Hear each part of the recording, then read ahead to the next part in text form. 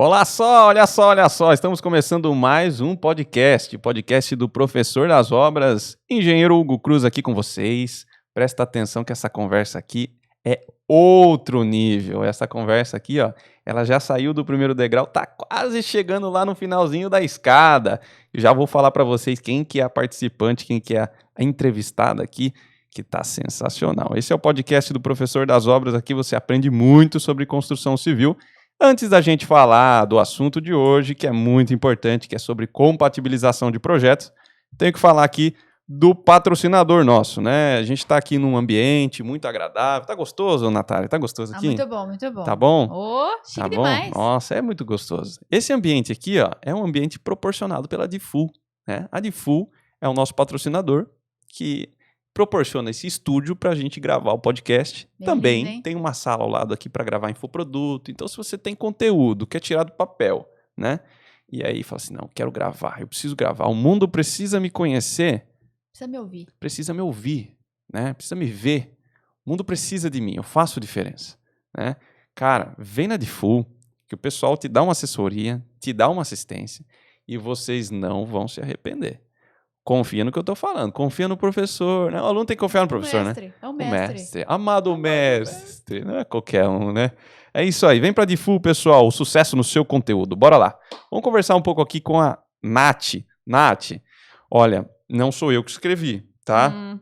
Me escreveram aqui. Dizem por aí. Dizem por aí, tá? Estão falando por aí que é o seguinte, Natália Carneiro, é isso? É. Natália Carneiro. No cartório, sim, né? No cartório. Só no cartório, né? Mas mais conhecida como Nath, que a gente vai falar sobre compatibilização de projetos, tá? Tá escrito aqui, ó, que você faz, além de ser engenheira civil, faz artesanato, tá? Você é uma engenheira civil polivalente, tá? A gente precisa entender o que é esse polivalente.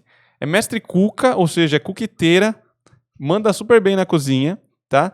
E você é autora... Olha que escreveram aqui, ó, presta atenção. Você é autora do caderno Most View. Most View. Para traduzir, Most View é o caderno mais visto da Facens. Most olha, View. rodou esse caderno, tem história. Hein? Nós vamos contar a história desse caderno aqui. Quilometragem, tem Mas é tudo isso quilometragem. aqui mesmo, Nath? Parece que sim. Parece? Parece que sim, parece que é verdade. Pois é, então... Não é fake news, não. Não? Caramba, hein? Eu só trago pessoas aqui fora da casinha mesmo, né? Como é que pode? Mas é isso aí, Nath. Tudo bem? Como é que você tá? Tudo bem, tudo certo. Obrigada pelo convite. Tô muito lisonjeada. Ah, é? Foram a fundo aí na pesquisa, hein? Fomos, né? Foram até na época das trufas da faculdade. Nossa, trufa, né? Mestre Cuca. E eu nem lembrei das trufas, eu lembrei do Big Mac. Lembra que você fazia? Eu fiz mesmo. Mas esse era só pros amigos. Só pros amigos? Não foi comercial. Não chegou a concorrer então com o Mac? Não cheguei. Falei, a concorrência era desleal, né? Ia perder de mim. Ia perder. Puta. Naquela época não tinha um iFood, né? Não tinha, Se tivesse... não tinha. Se tivesse, tinha arrasado já. Já tinha acabado com a concorrência. Vai fazer o quê, né? É muito pra você ver, né? O investimento, os negócios, eles são baseados no contexto, né? Então, assim, o contexto dessa história era fazer Big Macs se o iFood estivesse rolando, né? Porque daí você tinha uma maneira de entregar e, viabilizava o negócio, né? Imagine se entrar lá no iFood e tá lá, Big Macs da Nath. Big Nath. Big Nath. Ó. Puta, você comprava. Sim. Você comprava, era venda, entendeu? Mas não tinha. Então, na verdade, o Big Mac, ele aconteceu... O Big Nat, ele aconteceu fora da hora, né? Fora da hora. Precisava... Mas isso aí, faltou um estudo, uma análise do produto. Uma pesquisa de mercado Faltou. melhor. Faltou. Mas tá bom. O importante é que a gente comeu e quem não comeu... Perdeu. Beleza. É isso aí, Nath. Vamos lá. Vamos entrar dentro do assunto aqui, tá? Você é engenheira civil, né? Você trabalhou muito tempo com projetos. Sim. Tá? Hoje não trabalha mais com projetos, só com projetos, né? Fazendo projeto, não. Tá. Hoje eu tô mais na parte de gestão, né? De coordenação, fica mais nessa parte assim. E aí, principalmente no começo, né? No produto, no desenvolvimento de produto. Tá, mas trabalhou muito tempo com projeto, então entende muito bem o ciclo dos projetos, certo? Sim. Bom, aí eu já trouxe até nesse podcast aqui para conversar com um engenheiro eletricista que faz projetos de instalações informações e trouxe também uma engenheira calculista para falar sobre projetos de cálculo estrutural. Falta só o hidrossanitário e alguns outros complementares aí, né, que dá para a gente falar. Mas hoje a nossa missão aqui é falar um pouco sobre a compatibilização dos projetos, né? E primeiro, para todo mundo entender, o que é a compatibilização de projetos, enfim, defina isso, tente citar alguns exemplos para mim. A compatibilização, ela é a checagem de todos os projetos. Então, por exemplo, você vai fazer uma obra, uma casa, um prédio, qualquer coisa do tipo. Igual você falou, tem várias disciplinas, várias especialidades. Então, tem o arquiteto, tem estrutura, hidráulica, elétrica, tem projeto que tem projeto de ar-condicionado, aí vai de cada especificidade. E aí, se cada um correr para um lado e fizer o seu, quem que olha se, de repente, não tem uma tubulação de elétrica junto com uma de hidráulica? Que não pode, é curto-circuito. Certo. Não pode, jamais, não pode. Pegar fogo. Pega fogo. Quer botar fogo? Coloca os dois juntos. Exatamente. Não faz a compatibilização. Quer botar fogo? Não faz compat. Então, a compatibilização, ela faz isso. Ela reúne todas essas disciplinas, todos esses projetos, meio que coloca um em cima do outro, literalmente. Certo.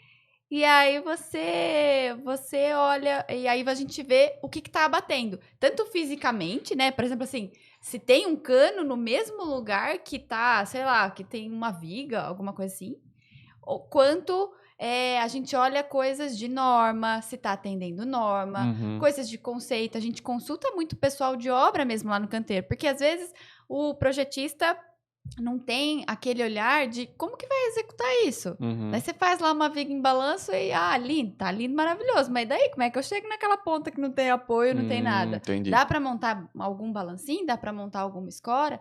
E isso na compatibilização de projeto a gente olha também.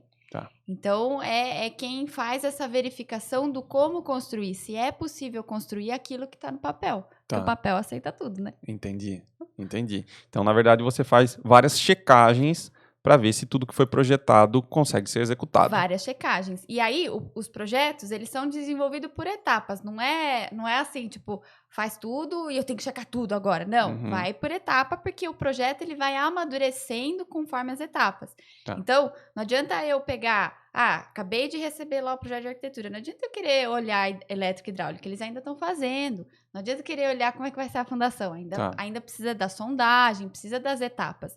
E aí, em cada etapa, a gente tem tipo checklist, né, de compatibilização do que checar. Então, na etapa de estudo preliminar, o que é importante? As diretrizes iniciais para a obra. Tá. Aí depois... projeto executivo, fase de anteprojeto, fase de liberado para obra. Em cada etapa a gente envolve, e aí a gente vai envolvendo a turma. Então, quando que eu envolvo o pessoal de orçamento, por exemplo, de obra, para saber se está caro ou não? Quando que eu envolvo o pessoal, a equipe de obra mesmo, de campo? Várias vezes a gente conversa com o engenheiro de obra, o mestre, vai lá e pergunta para ele, mostra o projeto e fala... Mestre, você acha que isso aqui dá certo? Como que você executaria isso? Olha, não dá, tem que mudar. Então, aí a gente reúne a equipe técnica e vai buscar a melhor solução. Porque a ideia da compatibilização é antecipar os problemas do canteiro. Para não ter lá na obra. Porque no canteiro, lá na hora, você vai ter menos possibilidades do que quando você está no projeto. Porque lá na hora você já comprou material, você já tem um cronograma de obra, então você tem que fazer o que der ali. Então, quando você antecipa os problemas... antes, você tem mais opções de reduzir custo, reduzir desperdício. Então, esse é o foco da compatibilização. Entendi. Tem 2 pontos que você falou que eu achei super interessante. O primeiro não se trata apenas de verificações de projetos. Né? Tem outras modalidades, como orçamento e execução envolvido nessa história. Isso, a gente sempre coloca eles junto. É importante ter esse olhar multidisciplinar, porque... Tem, né, lugares que trabalham só fazendo a sobreposição de projeto, mas aí você vai ter uma verificação física. Você não vai ter os outros ganhos da compatibilização, que é justamente a antecipação de problema. Se eu chamo a pessoa de orçamento para me acompanhar em alguma etapa, eu consigo ver, olha, esse revestimento vai sair muito caro, aqui a gente está com, sei lá, com uma armadura muito cara, será que em vez de usar esse ferro, eu posso usar outro ferro?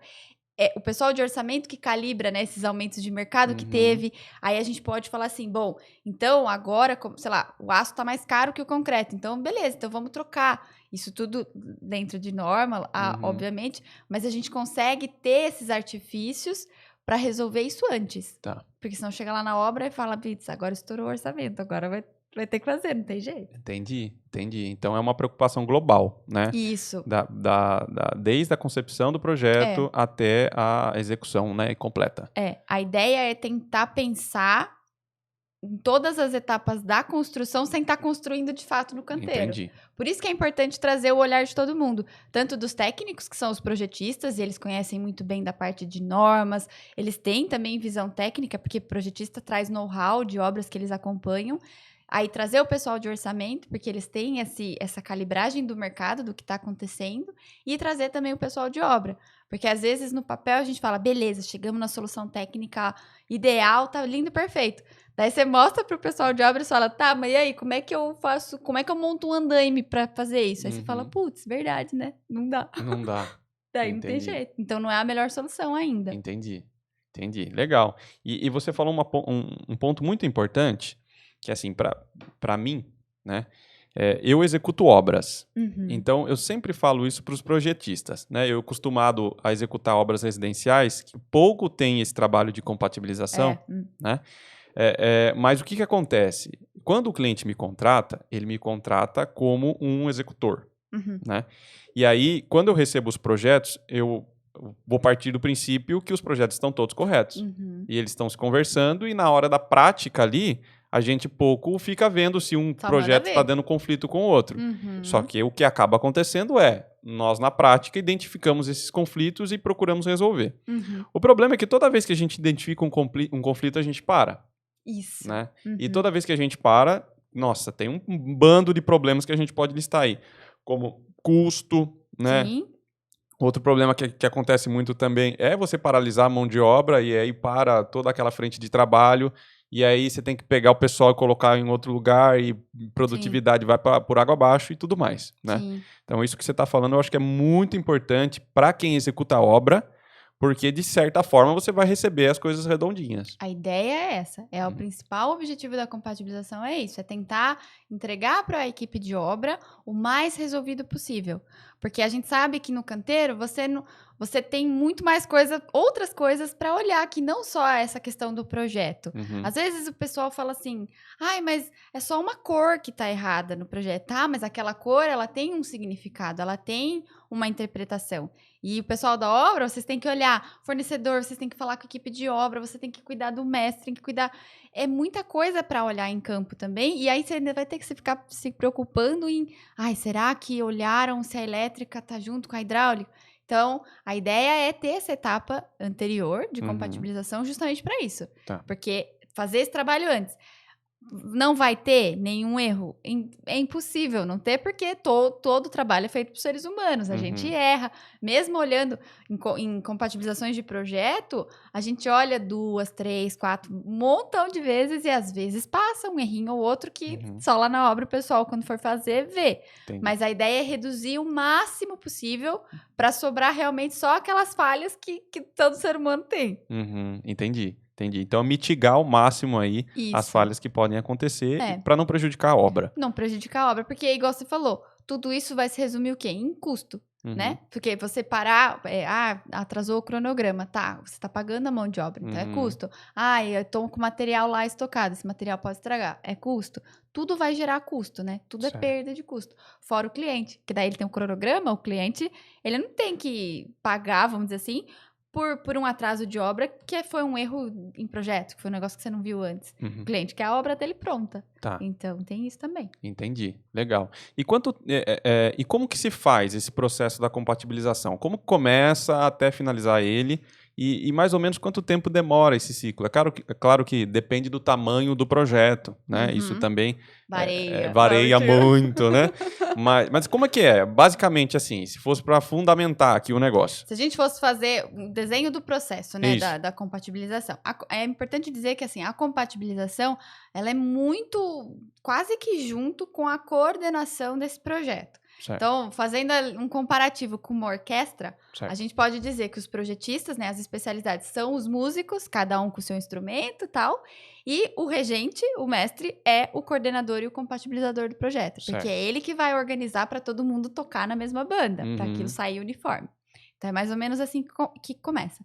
Então, quando a gente tem um projeto idealizado, seja ele de um prédio, de uma casa, começa sempre com o projeto arquitetônico, né? Que é a parte, primeiro, estética da coisa, depois a gente aprofunda na parte técnica. Então, você tem lá o seu produto definido. Vai ser um prédio, vai ser uma casa, vai ser um condomínio de casas, ou um condomínio vertical, tal. Você tem isso definido, aí você faz. A gente monta um cronograma de todas as disciplinas. Então, prédios, a gente já sabe, mais ou menos assim, quais as disciplinas que vai ter. Então, tem que ter bombeiro, hidráulica, elétrica, ar-condicionado. É um prédio comercial, então provavelmente vai ter um projeto de segurança, porque tem câmera, catraca, controle de acesso. Então, a gente vai olhando cada tipo de construção, e aí você monta um cronograma inicial, conversando com cada projetista que foi contratado. Então, tem norma, tem as NBRs, né, que são as nossas normas brasileiras, tem norma de coordenação de projeto, e aí tem as fases de projeto que são normativas. Então, a gente tem o estudo preliminar, anteprojeto, pré-executivo, executivo e liberado para obra. Essas são as etapas de um projeto inteiro. E aí a gente pergunta, cada etapa tem itens a serem cumpridos. Quando a gente monta esse cronograma, no geral, em média, isso pensando em projetos de condomínios verticais, leva-se de 14 a 18 meses para você ter um projeto inteirinho compatibilizado e passando por todas essas etapas que eu comentei, até entregar para a obra. Tá, mas de 14 a 18 meses é o tempo também dos projetistas fazerem os seus respectivos projetos. Isso, tá tudo junto. Tá. Então, aí a gente pega e conversa e fala assim, vira pro projetista lá de estrutura. Quanto tempo você demora para fazer o lançamento dos pilares iniciais, que é a primeira etapa que ele faz? Eu levo 10 dias. Aí a gente vai lá e põe no cronograma 10 dias. E aí a gente vai elencando e encaixando, porque um depende do outro. Certo. Pro cara da elétrica fazer, ele precisa da planta da arquitetura junto com a estrutura. Pro cara da hidráulica começar. E então a gente coloca essas predecessoras e antecessoras, certo, né? E aí a gente monta. Então, na média, esses 14, 18 meses. No final de cada etapa, tem a etapa da compatibilização. Que o que é? Todos os projetistas trabalharam lá, encaixadinhos, e todo mundo entregou os seus projetos? Todo mundo entrega para o compatibilizador de projetos. Essa pessoa é responsável por pegar todos os projetos e aí ela sobrepõe. Olha um em cima do outro. Então, eu vou olhar arquitetura com elétrica. Tem um conduíte aqui que está no meio de uma janela. Não pode. A gente faz um relatório, geralmente tira um print da tela. Com o BIM, a gente consegue ver no modelo no 3D. Então, a gente faz um relatório em Excel, Word, na ferramenta que for melhor, e anota isso. E depois a gente manda para cada projetista, cada um vai lá, filtra pelo seu nome. Olha, elétrica, tinha um conduíte no meio da janela. Aí o cara da elétrica vai falar, é muito mais fácil mexer o conduíte do que tirar a janela de lugar. Então, ele vai lá e arruma o conduíte. Fala, então eu posso pôr ele aqui para a direita, para a esquerda, enfim. Tá. E aí, a gente faz uma reunião com todo mundo, porque tem esses probleminhas simples, tem problema gráfico, que é bem simples de resolver, mas tem aqueles problemas que você fala, sozinho não vai dar para resolver. A gente vai ter que chamar todo mundo e entrar num consenso. Às vezes é problema de nível de saída de água e esgoto. Então, como é que você muda o nível da rua? Não tem como. Então, tem que gastar lá os neurônios com todo mundo e cada um dando uma ideia. Então, aí a gente faz uma reunião de compatibilização para discutir os problemas mais graves ou aqueles problemas que dependem de muitas disciplinas. Porque tem problema que vai depender... será que a elétrica, a hidráulica e o bombeiro deixam? É mais gente para dizer que sim ou que não. Entendi. Então, precisa ter uma conversa entre todos e ter uma resolução final. Tá. E depois que você junta todas esses apontamentos, né? Você passa para os respectivos projetistas e eles fazem as correções que você apontou. Exatamente. A gente faz no relatório, depois da reunião... Escreve em cada item desse relatório o que ficou combinado. Olha, combinamos que vai mudar a elétrica, que vai mudar. O resto ninguém vai mudar. Então, vai lá, anota no relatório que ficou combinado e distribui para toda a equipe. E aí, sempre tem o cronograma orientando a gente. Ele é o nosso guia. E aí, o cronograma fala lá. Então, tá bom. O primeiro cara que vai pegar esse relatório e vai revisar, geralmente é a arquitetura, ele começa. Então, ele vai, revisa, acerta tudo que ele tinha lá de pendência dele, cadastra ou manda, né, o projeto por e-mail para toda a equipe, e aí o próximo do cronograma pega e começa a fazer e vai ticando os itens dele e ticando os itens que a gente combinou de reunião e vai Certo. atendendo. E aí a gente vai evoluindo nas etapas de projeto, atendendo esse relatório. A intenção e a ideia é que a cada etapa que a gente conclui, é que o relatório vai ficando menor, porque os itens vão sendo resolvidos e a gente vai só dando, ok, passamos dessa etapa, vamos para a próxima. Entendi. E durante esse processo todo aí, qual que é o trabalho mais difícil a ser feito, né? Tecnicamente falando? Ai, o trabalho mais difícil, se a gente tá... eu acho que a parte mais difícil é o consenso das resoluções. Porque, às vezes, a gente tem que olhar tanto do ponto de vista técnico, né, de uma solução de normativa e tal, quanto do ponto de vista de orçamento, de prazo de obra, de ser execuível ou não aquilo. Então, o mais difícil é você calibrar isso. O quanto que, de repente, uma decisão técnica, ela vai prejudicar, de repente, o lado comercial. E daí fica aquelas coisas que o pessoal fala assim, essa casa é de engenheiro, que é tudo quadradinha, não é bonito. Porque às vezes a gente vê uns projetos que são mais estéticos, e aí você vê que tem aquelas coisas em curva, tudo meio, com umas formas meio doida. E aí você fala assim, não é possível de fazer? Não, é possível de fazer, mas isso tem um preço. Qual que é o orçamento que você tem para essa obra? Então, o mais difícil é você conseguir chegar nesse consenso, nesse equilíbrio entre a resolução técnica, o orçamento que a gente tem para aquela obra e, principalmente, se é execuível ou não. Porque alguém vai ter que executar aquilo. Não adianta eu fazer um negócio que beleza, tá dentro do orçamento, eu achei a solução técnica, mas lá na obra, como é que o cara vai fazer? Eu não posso deixar isso. Então, você ter esse equilíbrio que eu acho que é o mais difícil. Resumindo, é fácil alterar no papel, é difícil se o bolso aguenta. Exatamente. Ou se a obra consegue fazer, Exatamente, né? é tipo isso. Entendi, legal. E assim, o que eu percebo também, em 20 minutos de conversa, foi uma introdução que a gente falou sobre a compatibilização de projeto que você já me convenceu de que isso é muito importante. Contrate comigo. Faz um merchan aí. Bom, então, você me convenceu disso. Agora, sim, a minha pergunta é, por que o mercado parece que não está totalmente convencido disso? Por que nem todas as construtoras contratam esse trabalho ou tem como cultura fazer isso? Por que parece que não é aceito 100% isso ainda?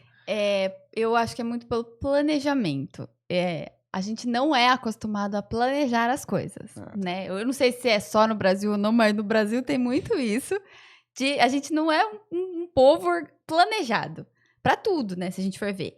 Qual é a obra que a gente vê que tem prazo suficiente? Geralmente dá na telha lá, vou construir aqui uma casa. Aí já começa a comprar, já quer fazer. O problema é o planejamento. Para fazer essa compatibilização, eu falei, né? São 14 a 18 meses. É mais que um ano. Então, assim, se você não se planejar, é óbvio que vai demorar. E aí as pessoas vão lembrar disso só depois, porque elas têm a vontade de fazer. Compra o terreno, já vi, já falei com o fulano, já tô com o pessoal de obra contratado. Aí você fala, mas você tem o projeto tal? Daí ele fala, não tenho. Daí que ele vai lembrar que tem que contratar, às vezes, projeto, porque às vezes nem projeto ele contratou. Entendi. E aí é o planejamento. Então, a falta de planejamento é a que leva a não ter a compatibilização. Hoje está mudando um pouco isso, o pessoal está vendo a importância, porque o pessoal começou a medir o quanto a compatibilização economiza de custo. Porque hoje a gente tem muito desperdício de material. A construção civil, ela desperdiça muito material. E às vezes, pode ser também erro de projeto. Porque você imagina, você não tem um projeto, aí começa a construir, tem um cano passando no meio de uma porta. E aí você já fez. Como é que você vai fazer? Tem que quebrar tudo, então você tem o trabalho, você pagou a mão de obra que fez errado, você vai pagar a mão de obra que vai ter que demolir, e você vai ter que pagar de novo uma mão de obra para fazer o certo. Então, é tudo custo e desperdício. Então, a galera que está se ligando, e principalmente hoje em relação a custo, que isso é importante, está começando a se planejar um pouquinho mais. E aí ver o quanto a compatibilização é importante para antecipar e mitigar isso. Certo, entendi. Uma outra coisa que eu percebo também é o seguinte, você comentou aí que precisa de um tempo, né, para poder se planejar e poder encaixar esse serviço de compatibilização, né? E o que acontece é que as pessoas acabam não eu vou construir isso para vender com um ano antes. É bem difícil, tipo né? Quando é incorporador, né, construtora, ele vive daquilo, ele já faz os lançamentos dele com uma antecedência e ele consegue encaixar isso no plano dele. É para encaixar, né? A ideia é essa. A ideia é essa. Mas assim, vamos tentar trazer isso para residência, por exemplo. Tá? Residência, geralmente a pessoa toma uma ação ali, uma atitude mais curta, né? Coisa assim, pô, eu comprei o terreno, eu já quero logo fazer os projetos e quero construir. Sim. Né? E aí acaba que não sobra muito tempo para você poder fazer todo esse trabalho. Se bem que numa residência é mais rápido esse processo, né? É, bem mais rápido. Demora menos, até porque tem menos também interferência, né? Tá. Você só tem geralmente o quê? Um andar a mais, um sobrado, ou 2, 3 andares. Então também bem menos interferências. No caso de residência, né, a unifamiliar que a gente fala, é mais comum que o arquiteto faça esse trabalho da compatibilização. Porque ele é o que vai receber de todo mundo. Porque ele que trata direto com o cliente, ele que viu a expectativa do cliente. Então, geralmente, quem faz esse trabalho da compatibilização quando a gente está falando de residência é o arquiteto. Então, ele já faz o projeto dele, e aí ele já pega o de elétrica e tal, sobrepõe, e aí aquela parte que eu falei, tem um relatório, tem reunião, aí não acontece. É de uma forma mais informal e uma conversa direta. Porque você tem um projeto, igual você falou, é menor e tem menos prazo. Então, você tem que se encaixar. É uma casa, um sobrado? Tá bom, quanto tempo a gente tem para fazer projeto? Tem 6 meses. Então, nesses 6 meses, eu tenho que tentar resolver tudo isso. Entendi. Então, fica a cargo do arquiteto, por exemplo, fazer isso. Normalmente, sim. E aí é combinado, né? Quando você contrata, é importante quando contratar, conversar com o seu arquiteto disso. Perguntar para ele, eu tô com a intenção de contratar o projeto de elétrica, hidráulica. Você pode dar uma olhada, ver se vai ter algum erro um com o outro? E aí, com certeza, ele é gabaritado o suficiente para fazer isso. Entendi. O que eu percebo na prática também é que tem muitos escritórios de arquitetura que eles vendem todo o pacote de projetos. Sim. Teoricamente, deveria estar incluso, né? Sim. Se ele é o responsável por tudo, né? Quando tem esses pacotes, não só do projeto arquitetônico, mas tem empresas que fazem dos de instalação também, né? Você contrata comigo tudo porque é projeto de instalação. No procedimento interno desses escritórios, pelo menos os que eu conheço, já está embutida essa compatibilização. Certo. Que daí ele vai entregar um projeto, como é ele que está fazendo tudo e ele que está coordenando tudo, espera-se que ele olhe para ver se não está nada saindo do lugar. Então, esse processo da compatibilização já está meio que embutido no fazer o projeto. Ele já fica junto no desenvolvimento. E caso o cliente contrate profissionais individuais, né, contratei você para fazer meu projeto arquitetônico, o João para fazer o estrutural e assim por diante, e eu quero que seja tudo compatibilizado, eu tenho que contratar um outro profissional para fazer a compatibilização. Ou fechar com o arquiteto, por exemplo. Ou você contrata um coordenador, né, de projetos. Às vezes o pessoal que faz, por exemplo, se você vai ter alguém que vai fazer o planejamento da obra, às vezes essa empresa que faz o planejamento, ela consegue também te oferecer esses produtos, esse serviço. Ou você conversa com o arquiteto que você conversou, né, que você contratou, para ver se ele consegue fazer essa compatibilização. Então, essa responsabilidade de contratar o compatibilizador, ou gestor aí, gerente, ele é do cliente. Do cliente. É o cliente que escolhe ou não fazer. E tem cliente que escolhe fazer isso não no comecinho do processo. Tem cliente que vai escolher fazer isso, vou começar a obra mês que vem, você dá uma olhadinha nos projetos para mim? Daí você fala, não tem como. Como é que eu vou olhar em um mês, tudo? Entendi. Então, talvez por esse motivo também fique um pouco mais restrito a contratação desse serviço para construtoras, para incorporadoras. Geralmente, porque, assim, sim. Teoricamente, o cliente precisa conhecer desse processo. Sim, e quando a gente fala de casa, é bem difícil. A não ser que o cliente... Então, igual você falou, a não ser que o cliente contrate uma empresa que já tenha isso no pacote de serviço deles. Então, isso já fica embutido no pacote de serviço da empresa, né, que faz. Entendi. Então, isso até seria legal para esses escritórios que fazem todo esse pacote oferecer isso como um diferencial. Com certeza, é um diferencial de mercado. E pode ser que o cliente, quando falar assim, olha, aqui a gente faz compatibilização de projeto. O cliente vai olhar e falar assim, tá, que tudo isso? bem, pode Obrigada, tá? Deve ser normal isso, Deve né? ser normal isso, não vai saber. Mas aí, se você explicando, ó, que aqui a gente olha para não ter nenhum problema, para você não gastar mais material, para não atrasar a sua obra, aí os clientes vão enxergar valor. Então, com certeza, quem tem escritório de projeto ou gestão de obra, de casas e tal, se tiver isso como produto, né, como serviço, é um diferencial de mercado. Entendi. Bom, e esse processo todo que você falou de sobreposição de projetos, enfim, todo esse processo técnico até a entrega para o cliente, Uhum. tá? Ele se utiliza nesse processo algumas ferramentas para Sim. facilitar o trabalho. Dá para você fazer, você tá com o AutoCAD da vida, né? Você faz uma Sim. sobreposição e vai vendo os apontamentos Sim. ali. Tá. Mas hoje, com o avanço aí dos softwares, o que você tem visto o pessoal utilizar na compatibilização? Então, a gente depende muito de como que está sendo feito esse projeto, né? Então, hoje a gente tem softwares que fazem projeto 3D, que daí usam a metodologia BIM. É importante falar que o BIM, ele não é um software, é uma metodologia de trabalho. Perfeito. Então, e que usa o 3D. Então, falando no sistema normal, né? Tem gente que acha que BIM é Revit, né? Tem gente que acha que BIM é Revit. Ai, nossa, dá até uma o Revit tontura é bom, aqui, mas não é BIM, né? Não é só isso. Yeah. Não é um software. Então, assim, dá até uma calafrio aqui. Deve ser o ar-condicionado. Então, quando a gente tá, vamos falar no sistema normal, no 2D, né? Que a gente fala que é o AutoCAD da vida, né? Uhum. Quando você faz os projetos assim no 2D, é mais comum a gente usar o AutoCAD mesmo para sobreposição do projeto, porque todos os projetos já estão nessa plataforma.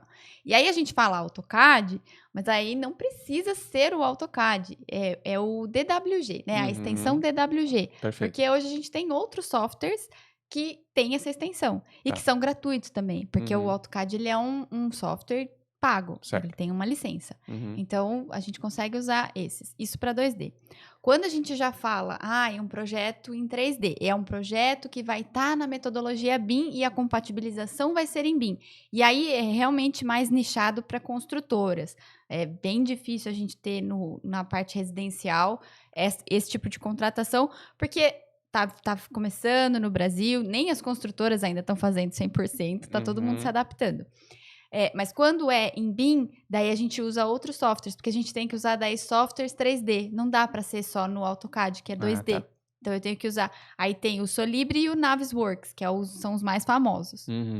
E aí todo mundo então precisa projetar 3D, né? Para fazer, sim. Para você poder fazer essa compatibilização 3D. Exato. Que deve ser muito mais fácil de visualizar, né? É bem mais fácil. E o software quebra um galho também para nós, né? Porque é assim, quando todo mundo faz na metodologia BIM, tá todo mundo fazendo um modelo. Tá todo mundo construindo de verdade aquela obra sem estar no campo. Então, eu estou construindo ali no meu computador e você tem a visualização 3D. Quando eu passo isso para esse software de compatibilização, seja ele qual for, o próprio software já tem umas regrinhas que você configura quando uma peça pega na outra física. Então, tem um cano dentro de uma porta. Isso o software faz, você não precisa olhar. Entendi. Quando é no 2D, você tem que olhar. Certo. Então, o que acontece? O software vai olhar todas as interferências físicas que tem, que essas interferências físicas, quando a gente fala, é um cano passando no meio de uma janela.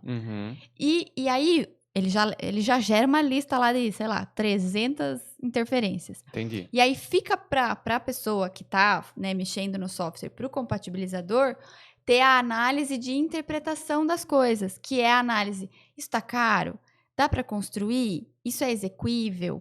Como é que vai ficar a estética disso? Então, a gente começa a se preocupar mais no nível estratégico do projeto. E não no nível físico, só, tipo, preocupado. Aí tem um cano passando aqui. Entendi. Você começa a olhar para a parte de norma. Você começa a olhar com outro olhar. Você está preocupado com outra coisa. Porque o software já olhou o que é físico, já olhou o que é gráfico. Ele já pegou. Entendi. Então, você fica com a parte que depende do humano mesmo. Entendi. Da interpretação humana. Então, o software ele entra mesmo como uma ferramenta de aprimoramento desse processo. Com certeza. Que ele facilita, além da vida do gestor, né? Sim. Como também do resultado final, né? Que, aquilo que eu esqueci, pode ser que você não esqueça, porque o software fez isso para você. se for uma interferência física. E aí, hoje, os softwares, né, tem vários softwares, você consegue configurar as regras, né, que ele vai olhar. Porque o software, ele só faz aquilo que você manda, também tem isso. Você tem que saber como pedir para ele. E a capacidade de processamento dele é muito maior do que de um ser humano. Então, você consegue colocar regrinhas. Se, por exemplo, na sua construtora, do jeito que você constrói, não pode colocar interruptor a menos que 30 centímetros de uma porta, você cria lá uma regra. Olha, interruptor tem que estar a 30 centímetros da porta. Pronto, o software vai ler e vai te falar, olha, todos os interruptores que estão fora dessa medida. Entendi. Então, você consegue também padronizar ele de acordo com o padrão da sua obra. Se você tem uma construtora, ou se você constrói, por exemplo, Minha Casa Minha Vida, tem as regras lá de tamanho de quarto, o software consegue olhar isso. Tudo que é norma, ele consegue olhar. Ele não consegue interpretar o que depende do raciocínio humano. Ele não consegue interpretar se aquilo é fácil ou não de fazer. Ele não vai fazer isso. Mas ele vai falar para você, olha, essa forma tem 12 metros. Não consigo fazer uma forma de 12 metros. Então, daí você, né, como humano, entra com a inteligência do que fazer. Entendi. Legal. E aí, você fecha o circo, né? Tá completo. Tá feito. E aí, assim, para reunião é muito mais fácil, né? Igual você falou, porque você tá vendo ali no 3D. Então, a visualização é muito mais fácil. E aí, teoricamente, não tem problema para obra. Legal. A gente reduz bastante. Tá. É caro esse trabalho de compatibilização? Olha... Eu não faço ideia. Assim, vamos tentar levar agora para um mercado mais predial, né? Entrou lá um gestor, né? Para poder fazer esse trabalho aí de compatibilização. É um trabalho mais caro do que os próprios projetos? Não. Numa escala, assim, de valores...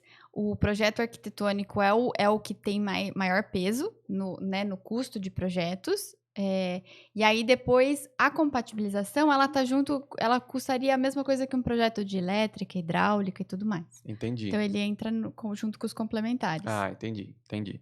E você acha que esse modelo de trabalho aí, de todos os projetos, depois da compatibilização, ele é um trabalho que vai ser uma tendência daqui para frente, independente do tamanho do projeto? O que você enxerga assim para o futuro?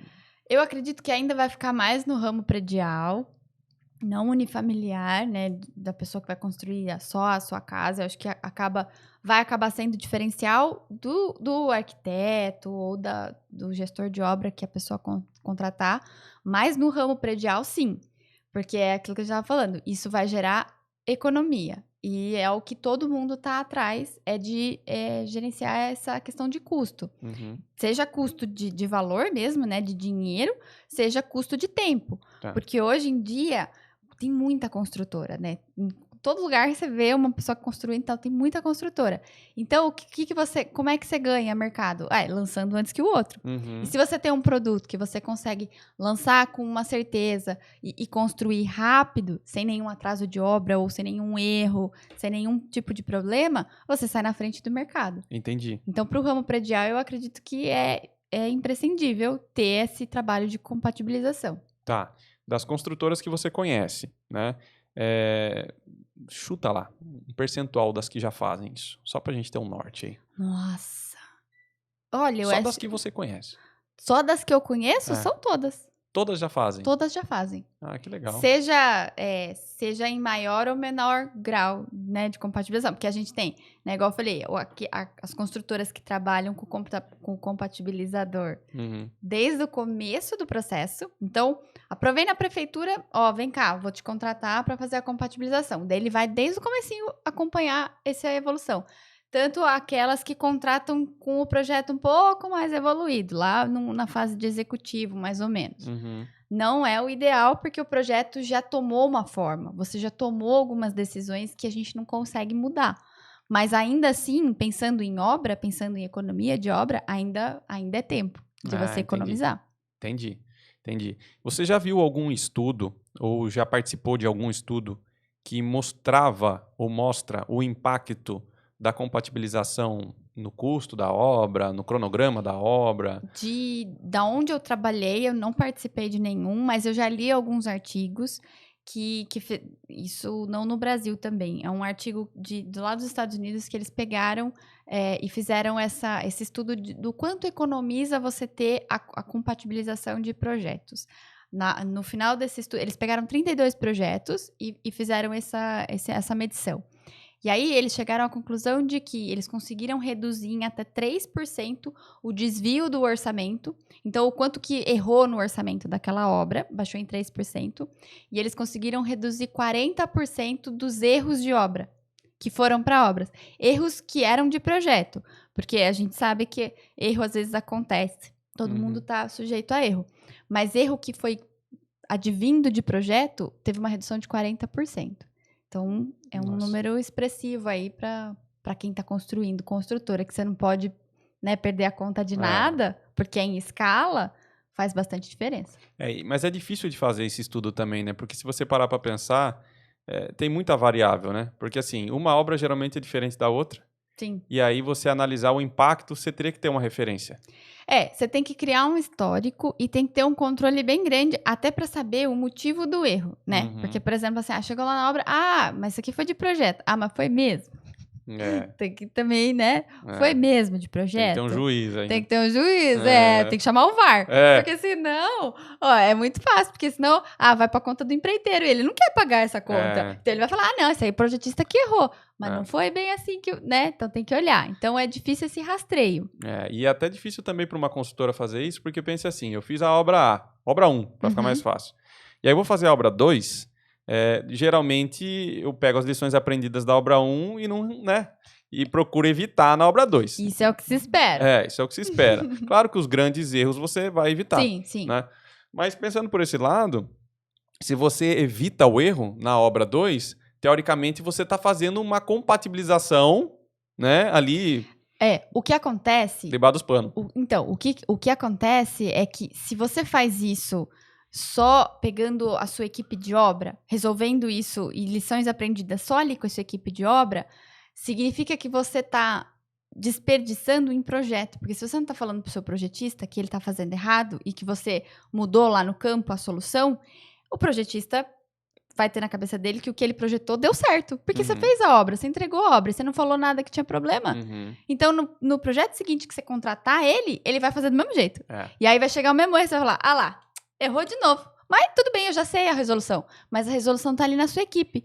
Amanhã ou depois você troca a equipe. E aí, quem passa pra frente isso? Você vai errar de novo e fala assim, caramba, mas na outra obra lá a gente não falou que não era desse jeito? Uai, mas eu entrei faz essa semana na obra, eu não sabia.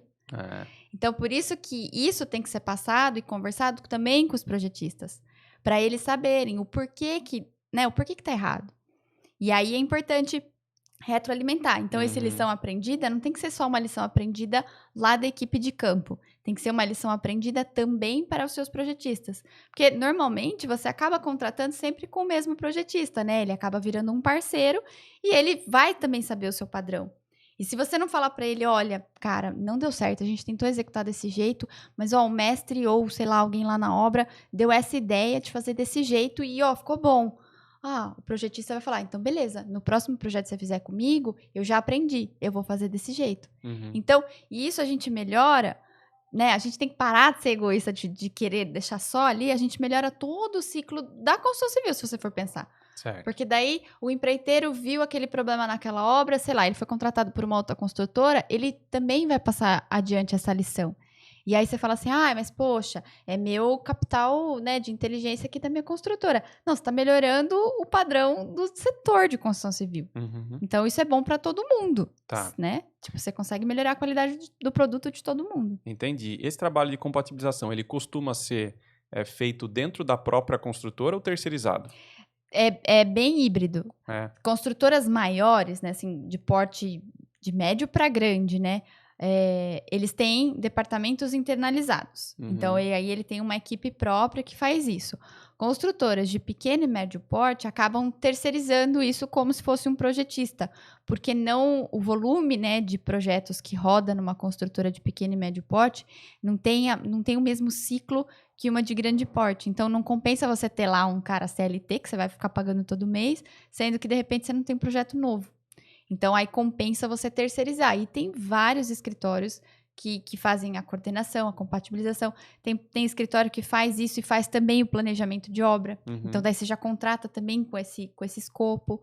Então, aí é mais fácil terceirizar. Entendi. Nath, a última pergunta que eu quero saber de você aqui, tá?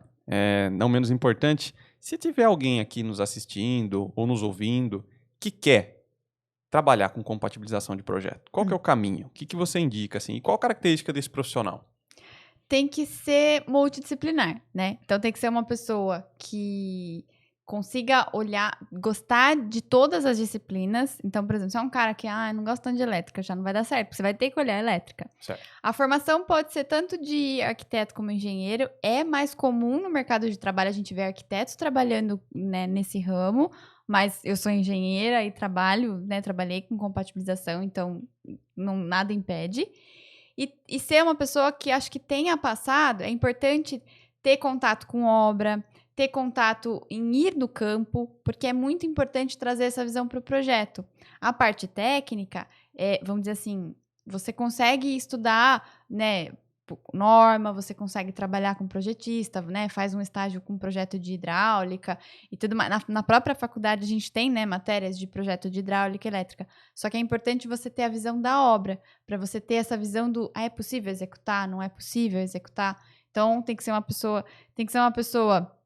focada, você tem que ter um pouco de concentração, porque você vai colocar lá um monte de projetos, você vai ficar horas debruçado naquele desenho tudo emaranhado. Então você tem que estar focado. E uma pessoa curiosa, porque você vai estar olhando tudo de tudo. Então, vou fazer um projeto comercial agora. Então, vai ser um projeto comercial do ramo alimentício? Deixa eu ver aqui o código sanitário, o que ele pede. Porque tem pé direito, ventilação. Então, tem que ser uma pessoa curiosa também para trazer, né, novas perguntas. Porque você também tem que ser o questionador, né, daquele projeto. Entendi. Bom, então precisa ser curioso, precisa ser uma pessoa determinada, atenciosa, detalhista. Detalhista é bem importante. E tem que ser mediador. Mediador, né? Com certeza. Porque você vai ter que negociar com o projetista quem que vai mexer no projeto, né? E depois do projeto pronto, ninguém quer revisar. Verdade. Então tem que ser um mediador também. É uma qualidade muito importante. Tá bom, legal. Ficou legal esse podcast sobre compatibilização, eu gostei. né? Ficou legal, né? Chique Eu demais. também gostei, chique viu? no último. Eu também gostei.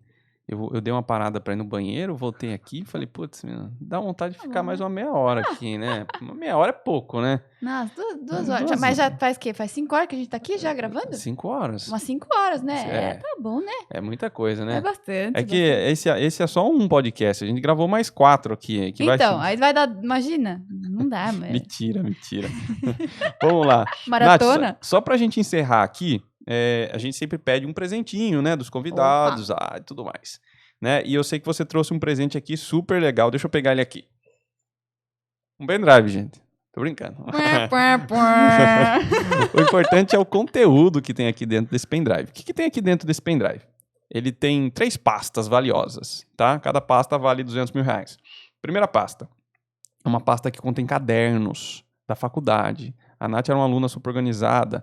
Ela tirava, ela marcava tudo. O caderno dela é melhor que a lousa do professor, né?